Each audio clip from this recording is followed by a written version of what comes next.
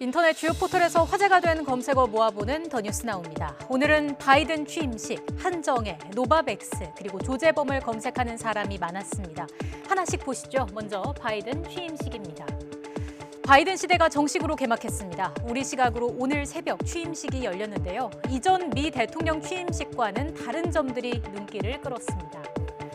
먼저 코로나19 영향을 크게 받았습니다. 과거 군중이 몰렸던 내셔널몰에는 인파 대신 19만 1,500개의 성조기와 미국 50개 주 자치령 깃발만이 자리했습니다. 거리에도 축하 인파 대신 경찰과 기자, 자원봉사자들이 자리를 했습니다. 햇살이 나는 취임식도 참 오랜만이었습니다. 4년 전 트럼프 대통령 때는 구름이 많이 끼고 취임 연설 때는 빗방울이 떨어지기도 했죠. 버락 오바마 대통령 취임식 때도 2009년에는 영하의 기온에 구름이 많았고요.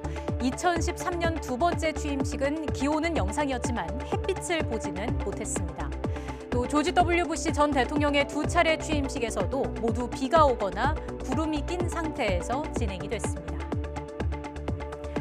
전임자 없이 취임식이 열린 것도 152년 만에 처음이었습니다. 이에 따라 미국 대통령이 유사시 핵무기 공격 명령을 내릴 수 있는 서류 가방 형태의 장비인 핵가방이 직접 전달되지 않는 이례적인 상황이 발생했습니다. 이로써 핵가방 전달은 이전과는 다른 방식으로 진행될 것으로 보입니다. 다음 검색어 보시겠습니다. 어제 인사청문회가 진행됐던 한정혜 환경부 장관 후보자를 검색하는 사람이 많았습니다.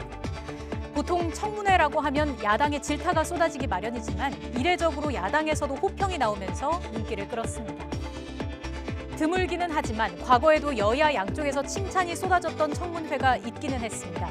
보시는 것처럼 박근혜 정부 때는 조용구 선관위원 후보자가 극찬에 가까운 칭찬을 받았습니다. 그리고 김현웅 법무부 장관 후보자도 당시 이렇게 야당 측으로부터 도덕성 측면에서 높은 점수를 받았습니다. 인사 문제를 놓고 사사건건 여야가 대립했던 문재인 정부 때도 비슷한 사례가 있었습니다. 바로 도종환 문화체육관광부 장관 후보자가 이렇게 야당의 덕담을 들으면서 무난히 장관 자리에 올랐습니다. 다만 이번 한정혜 후보자에 대한 야당의 이례적인 호평을 놓고 액면 그대로 보기에는 좀 어렵다 이런 지적도 나옵니다.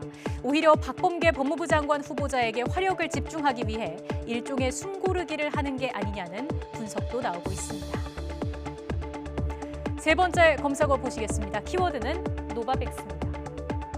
정부가 미국의 노바백스의 백신 2천만 명분을 추가로 확보할 계획이라는 소식이 전해지면서 검색어에 올랐습니다. 노바백스 어떤 특징이 있을까요? 전통적인 백신 제조법으로 만들어집니다. 오랫동안 사용돼 왔던 방식인 만큼 안전성이 높다는 평가를 받고요. 유통과 보관이 편리하고 접종 가격도 상대적으로 저렴하다는 강점이 있습니다. 노바백스 구매 계약이 마무리되면 우리나라가 국내외 제약사를 통해 확보한 물량은 총 5종이 되고 7,600만 명분으로 늘어나게 됩니다. 마지막 검색어 보시죠. 조재범입니다. 쇼트트랙 올림픽 금메달리스트 심석희 선수를 상대로 3년여간 성범죄를 저지른 혐의로 구속 기소된 조재범 전 국가대표팀 코치. 오늘 1심 선고가 내려진다는 소식이 알려지면서 관심이 집중됐습니다. 이 사건은 심 선수의 용기 있는 고백으로 처음 세상에 알려지게 됐죠. 이후 심 선수는 법정에 증인으로 출석해 끔찍했던 과거에 대해 눈물을 흘리며 증언했습니다. 검찰은 지난해 10월 결심 공판에서 조재범 전 코치에 대해 징역 20년을 구형했고요. 10년간의 취업 제한과 5년간의 보호 관찰, 거주지 제한 등을 요청했습니다.